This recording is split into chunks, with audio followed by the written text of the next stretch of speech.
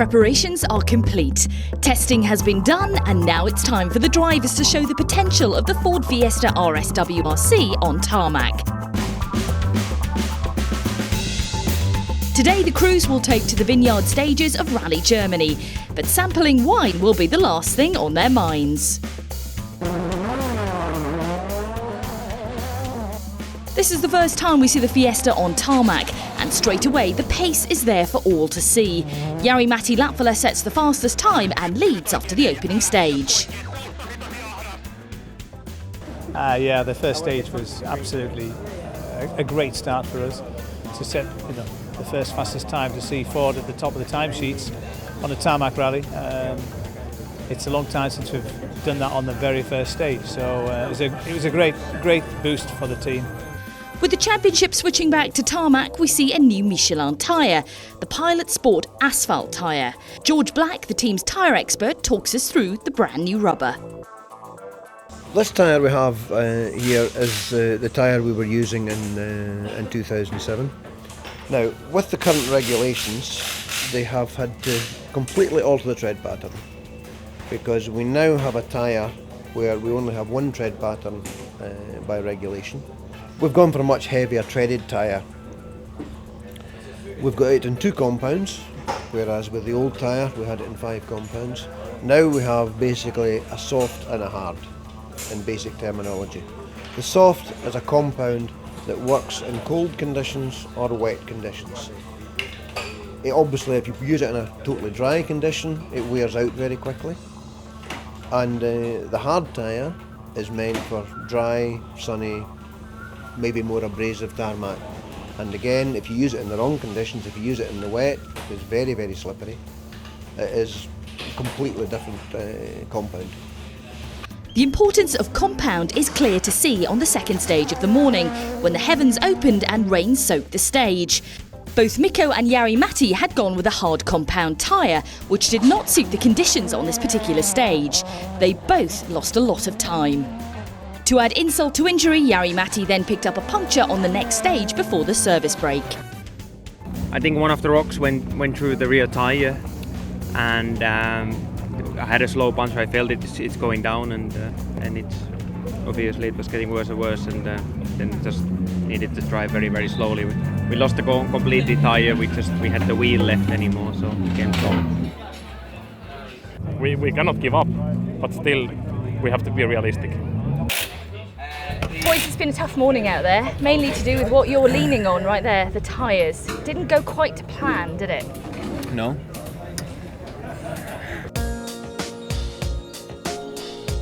The afternoon remained dry, and Mikko and Jari-Matti set about recouping some of the time that they had lost, but it was to prove frustrating for the Blue Oval duo. Latvala's Fiesta RS WRC developed an engine problem just 3 Ks into the opening stage, dropping him down to just 3 cylinders. He dropped back in the classifications to 15th overall. Mikko hit a wall and damaged the suspension on his car. He completed the day, though, in 3rd position overall. Day 2 would see the crews head off to the military area, where broken abrasive tarmac and Hinkelstein-lined stages would be lying in wait for them. How many cups of coffee do you have in the morning before you get in the car? Well, this is extra now, so this is now my second.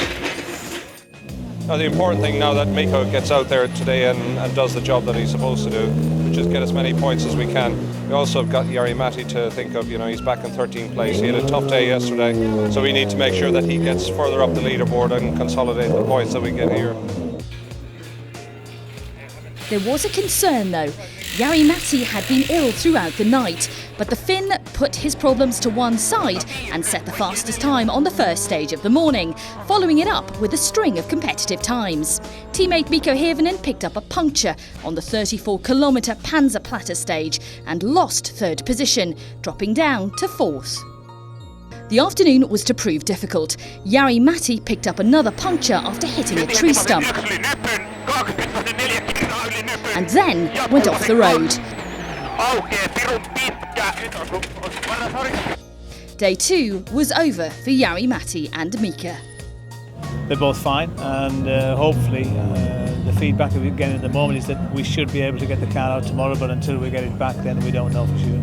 So now that he's possibly under Super Rally, how long will you have to fix the car? We've got 3 hours total. In that time we can use the 8 mechanics on the car, and it'll give us a good opportunity to make sure everything is spot on to go. So 3 hours can go quickly when there's a lot of work on, definitely.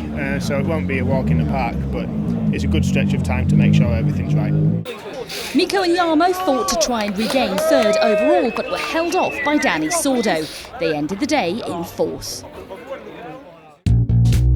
Drivers and co-drivers rack up many numbers over their careers. Wins, stage wins, WRC starts. Mikko and Jarmo have had a successful career so far with Ford, and this was marked in Rally Germany as they reached a special milestone. Could I just have your attention for a few moments, please? It's 100 events for Mikko and Jarmo in a Ford car. So Mikko and Jarmo played a fantastic part in our 2 championship successes. He's finished 48 times on the podium, 13 WRC victories, and as I mentioned, played a major part in helping Ford secure the Manufacturers' Championship in 2006 and 2007.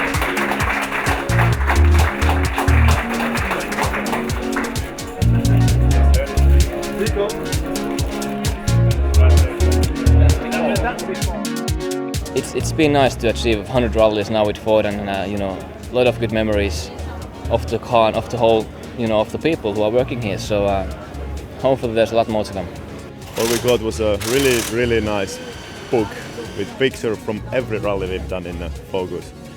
Yeah, that's kind of nice to see. It is really nice to have them in a one book, and I'm sure when I'm in a rocking chair from a few years from now, it would be fantastic to go back those days.